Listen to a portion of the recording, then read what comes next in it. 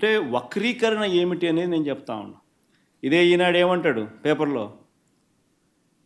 ₹2 ఉండేది, అప్పుడు ₹2 ఉండేది, టీవీ రేట్లు తగ్గినట్టుగా కొత్త కొత్త మోడళ్ళు వస్తున్నాయి కదా అని టీవీ మోడల్ ఏమంటాడు, 55 ఇంచ్ టీవీ ఆ రేటు 2 లక్షలు ఉంటే ఇప్పుడు 55,000కి వచ్చిందని అంటాడు.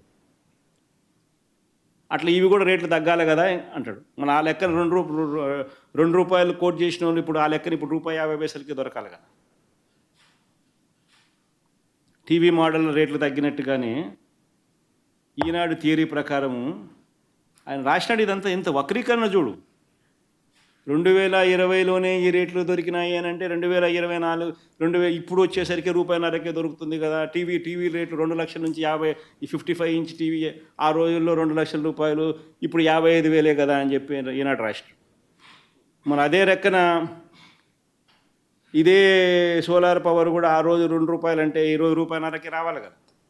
మళ్ళీ ఎందుకు ₹2.62 నుంచి ₹2.67కి ఎందుకు పోయింది?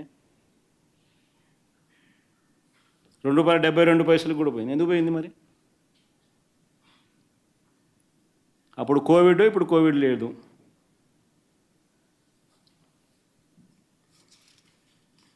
అంటే ఏ రకంగా వక్రీకరిస్తూ ఉన్నారు, అబద్ధాలు చెప్తా ఉన్నారు అనే దానికి నిజంగా ఇవన్నీ కూడా ఎగ్జాంపుల్స్.